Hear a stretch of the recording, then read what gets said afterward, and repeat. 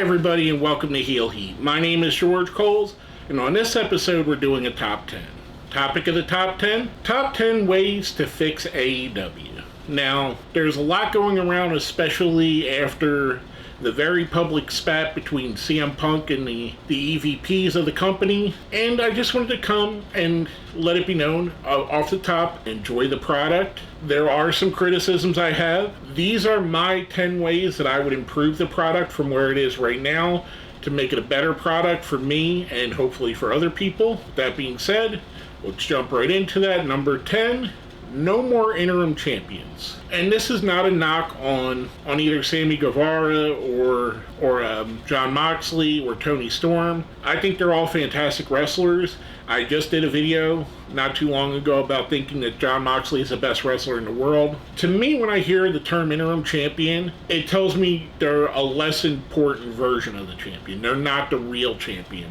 The real champion's going to come back. And I think that's unfair to someone like a Tony Storm, who definitely deserves to be a women's champion, or Jon Moxley, who's helped carry the company through some bad times. I think it's not fair to them. I think they need to, if somebody's going to be out for more than a month, if it's less than a month, don't even bother doing the interim championship. Just have them defend it in a month. You could say the old 30-day rule. If it's going to be more than a month, they have to drop the belt. Let somebody else win it. Let there be a number one contender match. And then have them be the real champion, not the interim, just the champion. In my opinion, it's a little touch, but it makes me think that the person holding that belt is less important than the person we're waiting to come back from injury from. And again, not a knock on the wrestlers that carry the belts, a knock on the way they're being presented. Going from that, our number 9, shorter pay-per-views. Look, I'm all for getting the most bang for your buck, and in an era where everybody pays $9.99 or $4.99 for the Peacock to watch WWE shows, asking someone to spend $50 on a pay-per-view is a big ask. I understand it. I understand and want to cram as much people as you can in there, get as many wrestlers as you can paydays, give the fans something to go home with. But a 5-hour experience between the pre-show and the pay-per-view, it becomes less enjoyable. And you can trim it down. Instead of having 15 matches, let's trim it to 10. Give me the 10 most important matches. Give me the world title, the TV title, the women's championship, TBS championship, the TNT championship.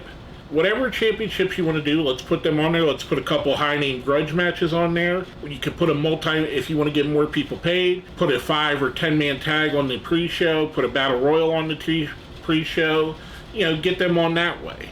Let's trim at least an hour down, get them down to 4 hours between the pre-show and the pay-per-view. I think it'll make a much more enjoyable experience. I think for the fans that there is a lot of burnout. I felt it myself watching the pay-per-views, and again, not a knock on the matches, because the matches are great.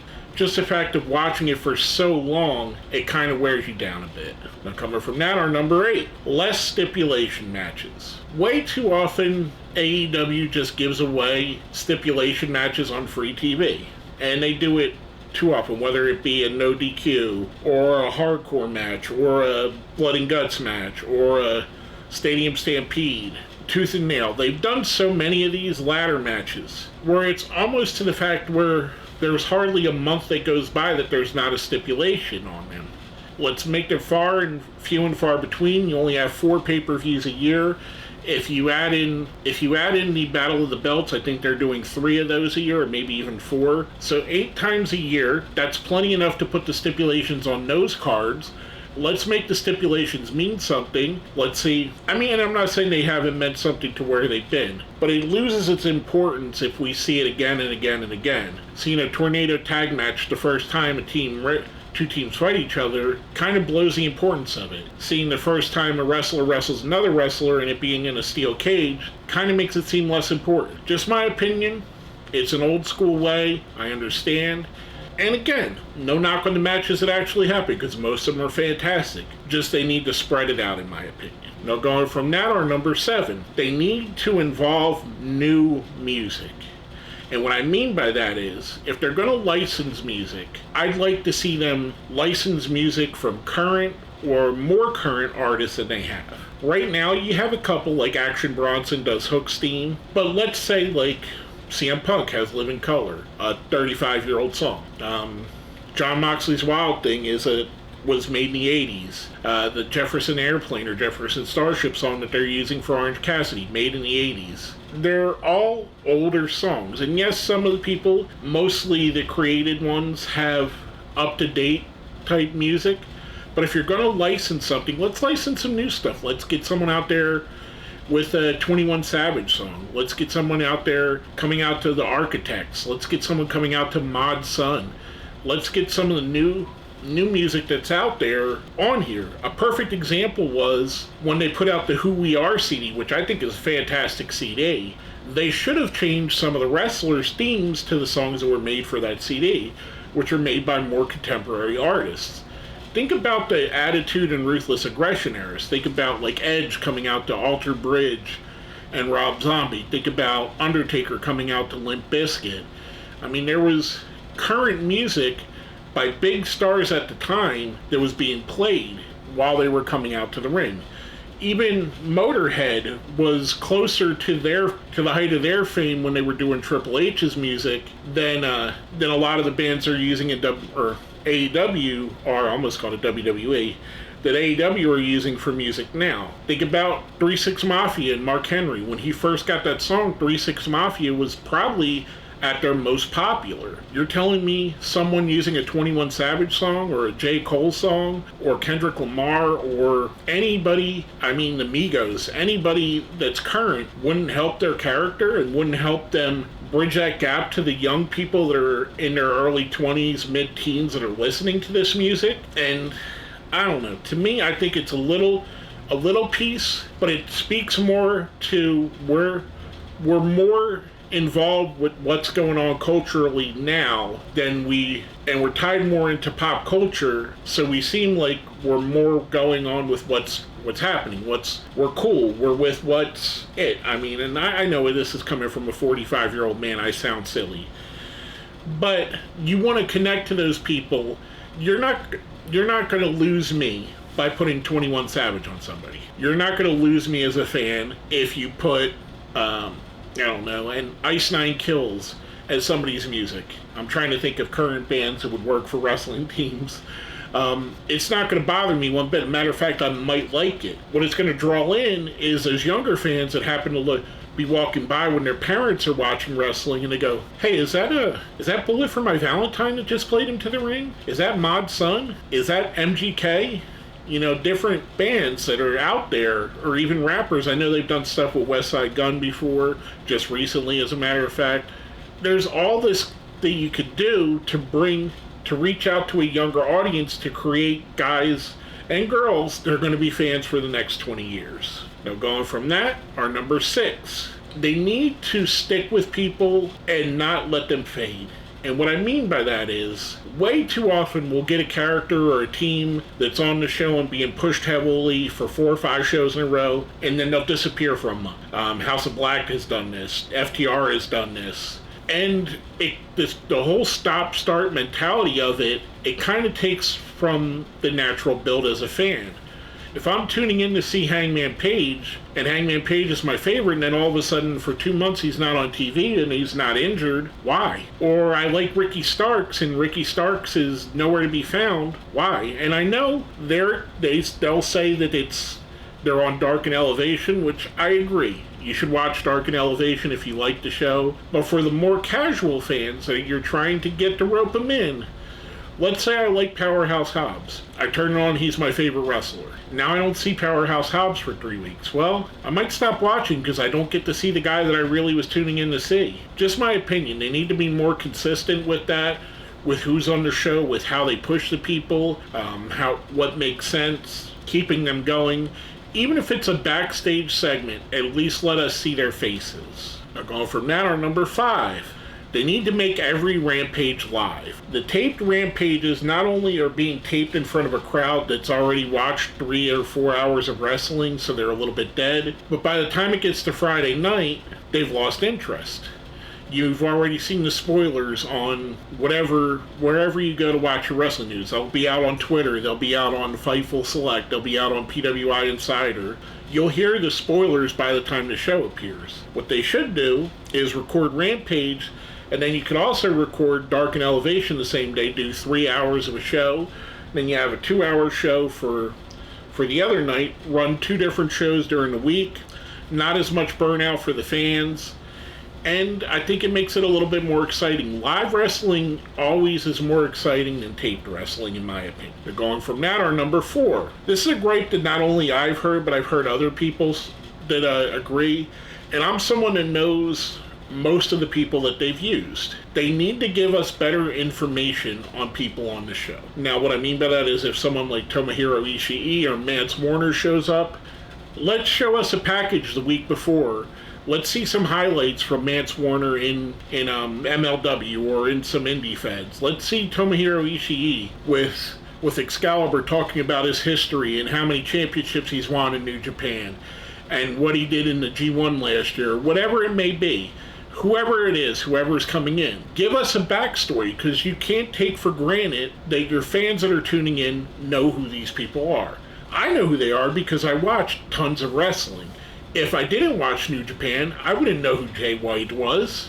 I might have heard the name, but I don't know him. I don't know who Kenta is. I don't know who Tomohiro Ishii is. Give me some information on these guys. Don't just tell me the little blurb as they're coming to the ring. Give me a little package. Let me know who you got. Let me know who's debuting. If you have a big debut, let's say like a Keith Lee, as soon as he debuts, let's go into a package. Show me videos of Keith Lee. Show me a sit-down interview talking about Keith Lee's accomplishments. Give me more information. Let me know who you're showcasing. I want to know these wrestlers. And it's not, again, it's not for me. It's for the casual fans. This is how you're going to draw more people in. If they got a reason to care about Ishii versus Kingston, they might tune in to see that. So that's, in my opinion, just another thing they could do to make the product a little bit better. Now, going from that, number 3, they need to trim the roster. There are way too many wrestlers on the show that are just there for Darker Elevation or there as nothing. And a lot of this is friends of people on the show. And I'm not saying that someone like Brandon Cutler isn't entertaining when he gets a chance to be, but let me ask you an honest question. I like Brandon Cutler. I liked his work in PWG as when he was with his brother. I like what I've seen of him on Dark and Elevation. I like him on BTE. Tell me the last time that Brandon Cutler, on his own, not being an outside of a Bucks match, did something interesting on the show. I'll wait. You can't bring it up. You can't think of it. Same goes for Michael Nakazawa. Again, find him entertaining, but what has he done? Peter Avalon. Name the last time he's done something on Rampage or I want to say SmackDown because it's just before Rampage, or Dynamite. What's he done? And their roster is littered with people. The Factory. When's the last time you've seen anybody from the Factory on a TV show other than a squash match? Why are they needed? I mean, I get it. I understand you need to pad out for the Dark and Dark Elevation, but do you need to have them under contract? Absolutely not. Bring them in on a per appearance meal. If they're going to be part of Ring of Honor, let them be part of Ring of Honor.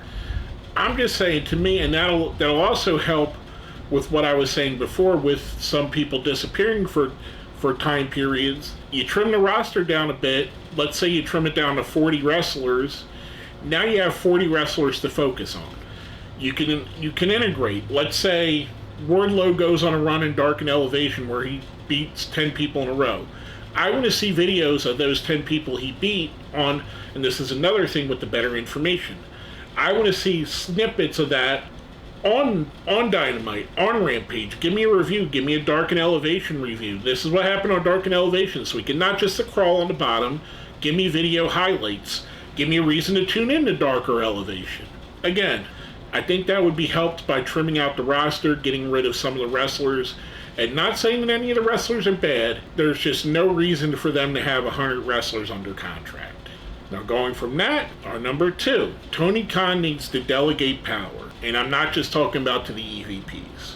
He needs to have some people in there that have done and helped in wrestling and know what to do. And this is not a knock on the Bucks. It's not a knock on Omega, Cody Rhodes when he was there. But none of them were ever an executive in a wrestling show. He needs help. He needs some people like, let's say, a William Regal, who's helped with NXT. A Jim Ross, who's been a head of talent relations in the WWE. Even, let's say, Delirious. You bring in Delirious, who was head booker for Ring of Honor for a very long time. You can bring in a guy like Dutch Mantel. You got all of these people out there that are out there. Let's say you do want to use the Young Bucks as EVPs. Let's put the Young Bucks, team them up with Jim Ross. Let Jim Ross show them the ropes. Let them be his understudy.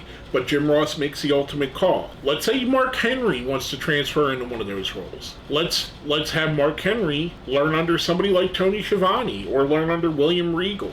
And then they could delegate that. The more people you can have, the less chances you're going to have incidents like what happened at the press conference. Because more people are going to know, I go to this guy for this guy for that guy for that. And they're going to be able to solve problems. It's just a little thing, but again, it's something that I think could definitely help the product. Now, before we get into our number one, we do a little thing here called the best of the rest. And this is, on this one, we only have one thing for the best of the rest, and that's less tournaments. It's basically something that was considered for the list but was not actually added, and that is, we're going to go with it, less tournaments. I feel like as soon as they stop a tournament, a week later another tournament starts. And again, much like I said with the stipulation matches, the more you do something, the less important it becomes. If I have ice cream every night, ice cream's not that important. If I have ice cream once a month, then I'm really looking forward to ice cream. If I have steak once a month, I'm really looking forward to steak night. Or whatever you may like, pineapple. If you like pineapple and you only have it once a month, then you really look forward to Pineapple Day. Or if you have pineapple every day, you don't give a crap that you're having pineapple tonight. You had it last night. Let's do less of them. I'm not saying get rid of them altogether. Less tournaments, I think, would help out the product, in my opinion. Now, before we get into our number one, smash that like button, share, subscribe. We're on the road to 1,000 subscribers. I'd really love if you help me get there. With all that being said, our number one thing that we could do to help fix AEW, more women's wrestling on TV. As it is right now, we have one match on Dynamite, maybe one match on Rampage. In 3 hours of wrestling and probably 15 matches between the two shows, we get 2 matches. Now, I don't think we should have it 50-50. I'm not calling for that. I'm saying that there should be more. Let's start off, let's have 2. Let's have 2 in a segment. Then there may be 3 in a segment. Then maybe there's some shows that you have more women's matches than you have men's matches, depending on the storylines you're telling. There are way too many talented women on this roster to only have one match per show. You got women like Athena, Jade Cargill, Chris Statlander, Riho, Nyla Rose. These are all extremely talented women. Ruby Soho, Toni Storm, Serena Deeb. All these women, and I know I'm probably leaving out 10 others that are just as talented. They're all extremely talented. Let's showcase them. You have them. Use them. Let's put them on TV. Let's get more exposure. Again, let's call out to that demographic of the 12-year-old girl that's watching with her 15-year-old brother that doesn't give a crap about wrestling, but now all of a sudden she sees Athena and, ooh, look at Athena. Athena's cool. Athena looks like one of the dolls I have. Athena looks like me. Or Ruby Soho. Let's say you have a kid that's into punk rock and they see Ruby Soho coming out to Rancid. They're like, oh, Rancid, I like Rancid. I like Ruby. You automatically got a fan. Jamie Hayter. Jamie Hayter is fantastic. Let's say you have someone watching, a little girl turns, sees Jamie Hayter kicking butt. She wants to be Jamie Hayter now. She's dressing up as Jamie Hayter for Halloween. Now you have a fan. Now you have a lifelong fan. To me, I think it's one of those things that I think can really help them out and really grow the audience. Let me know what you guys think. If you think I left something off this list, if you think I put something too high, something too low, if you think that AEW doesn't need anything to fix it, hit me up down here in the comments, let me know what you think. With all that being said, my name is George Coles, and this has been another Heel Heat Top 10.